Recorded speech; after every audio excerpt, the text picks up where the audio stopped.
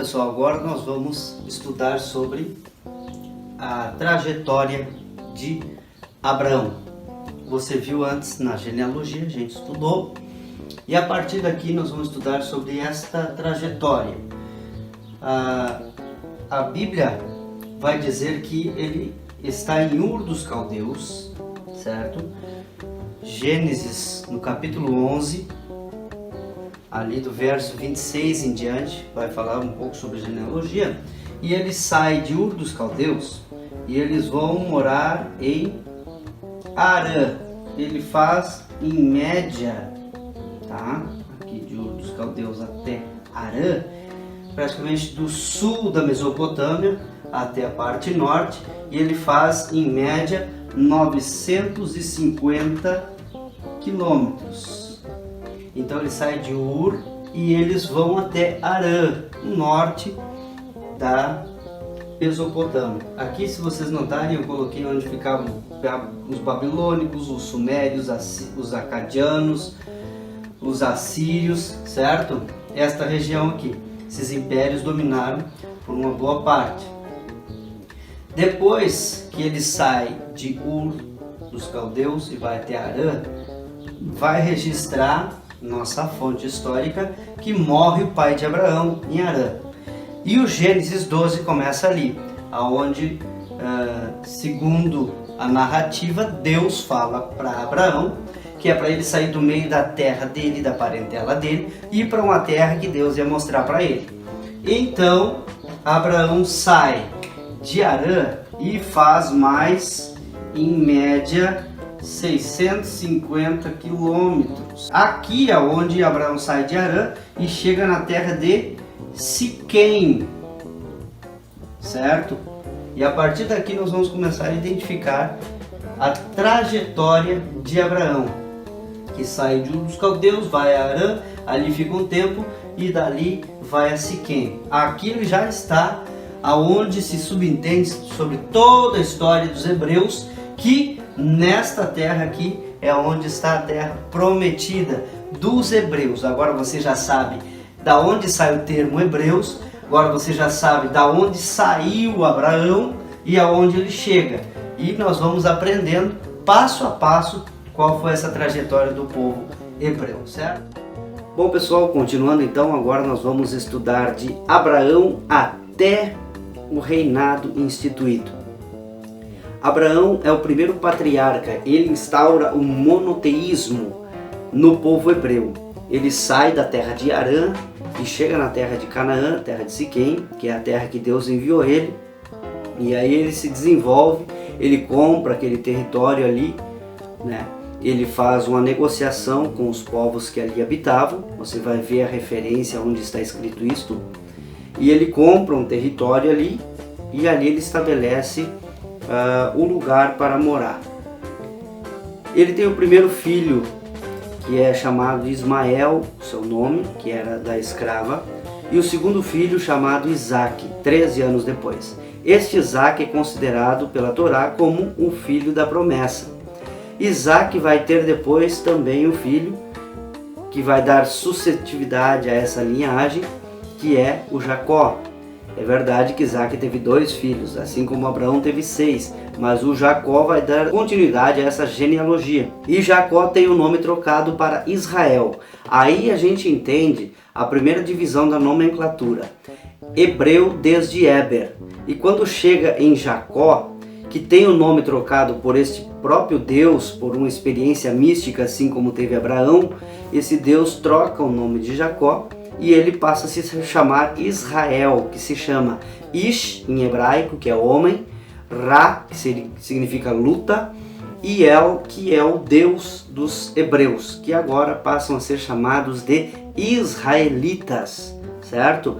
Israel significa o homem que lutou com Deus e prevaleceu. Aqui do lado vai estar aonde você encontra isso na Torá, ou Pentateuco, ou na Bíblia, certo? Vai seguindo a narrativa e diz que este Jacó vai ter 13 filhos, uma menina e 12 homens. Desses filhos, o que se destaca é José, porque a história relata que José se torna um homem importante no Egito. Olha só, que interessante isso, né? Se tornando um homem interessante no Egito, a história narra que o pai de José, que estava distante, desce até o Egito e eles passam a morar em Gósen. Vai aparecer na tela para você aí, e você vai notar que no delta do Nilo fica situado a geografia da terra de Gósen. E ali eles começam a viver então como agora um povo unido, os israelitas unidos com o Egito.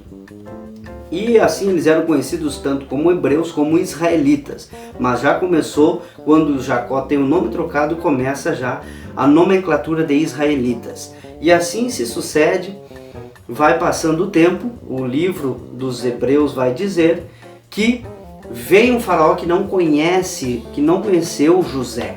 Quem era este faraó?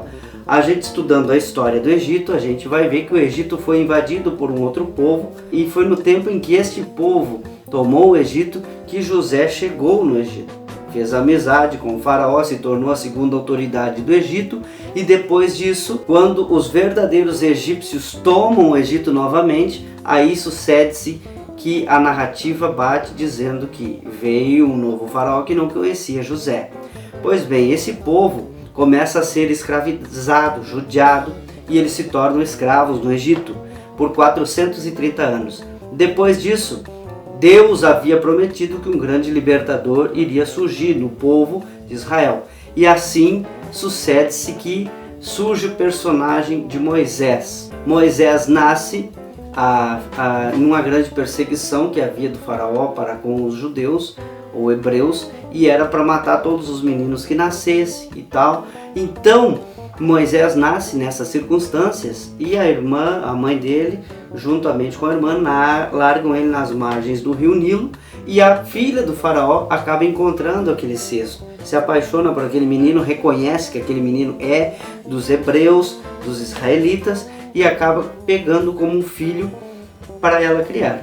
E assim Moisés nasce, permanece por 40 anos, sendo criado no palácio com toda a mordomia, com todo o conhecimento, com toda a instrução, sendo um dos príncipes. E assim o Moisés, ele acaba aos 40 anos entendendo que deveria dar importância à sua verdadeira genealogia, à sua verdadeira identidade. Surge em Moisés um desejo de retomar a sua antiga aliança, e então Moisés acaba assassinando um egípcio, escondendo na areia. A narrativa vai dizer que Moisés por 40 anos fica vagando no deserto, na terra de Midian. Lá ele se casa e com 80 anos ele tem a mesma experiência mística dos seus antepassados. Assim como Abraão teve uma experiência mística, assim como Isaac, assim como Jacó, assim como José, que teve sonhos, agora Moisés, com 80 anos de idade, ali no livro de Êxodo, vai estar aqui, onde começa esse diálogo com eles, onde ele pergunta: quem és tu, esse Deus que está falando através de uma sarça? E Deus responde para ele dizendo: eu sou o Deus dos teus antepassados, o Deus de Abraão, o Deus de Isaac, o Deus de Jacó. Pois bem, então Moisés entende o planejamento de Deus, retorna ao Egito com a proposta de libertar o povo. É óbvio que o faraó não gostou nada disso. Então ali tem uma narrativa dizendo que o Deus dos judeus ou dos hebreus, israelitas, ele julga o Egito com 10 pragas, e assim o povo de Israel é libertado do cativeiro. Através de milagres, atravessam o Mar Vermelho, que você já conhecia na geografia. Depois de atravessar, então eles ficam 40 anos vagando pelo deserto. Ali Deus manda a primeira revelação mística para todo o povo, não apenas para uma pessoa, mas para todo o povo, e que esse povo representaria as leis divinas aqui na terra. Então ali surge a primeira produção escrita do povo hebreu, que aí vai citar esta genealogia que você já aprendeu, e então esta escrita é chamada de Torá, que significa instrução. Deus dá instrução para o povo ser representante dele na face da terra. Nós temos aqui um exemplar, eu tenho um exemplar da Torá, e parte da escrita desenvolvida também depois disso se forma o Talmud, que é a Torá falada, explicada. Então nós temos a Torá escrita e a Torá explicada, que era ensinado de pai para filho como tradição. Depois, muitos anos depois, foi compilado e foi escrito, porque no começo era proibida a produção desta Torá, que era passada de pai para filho. Chegando nesse tempo da legislação em que Moisés cria, todas as leis de Israel são formadas ali. E eles se desenvolvem, chegam na terra de Canaã e acabam tomando posse através das guerras, através das conquistas. Entra então a parte dos juízes. Israel começa com um período teocrático. E este período começa a ser avaliado, todas as circunstâncias do povo começam a ser julgadas por juízes, homens que Deus colocou à frente do seu povo.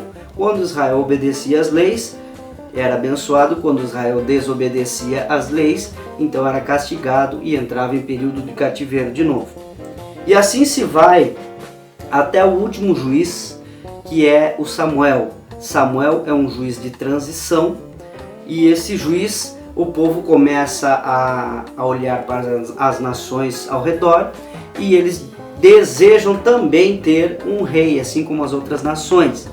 Isso entristece Samuel, é claro, mas ele, assim como ele fazia a vontade de Deus e era também a vontade do povo, Samuel cede, e assim Deus indica a Samuel, que tinha as mesmas experiências místicas que os seus antepassados. Ele então coloca Saul, ele consagra Saul, ele indica Saul como o primeiro rei. Institui-se então a monarquia em Israel. E é isso que nós vamos aprender na próxima aula. Monarquia, reino unido, reino dividido, cativeiro e depois a libertação deles, certo?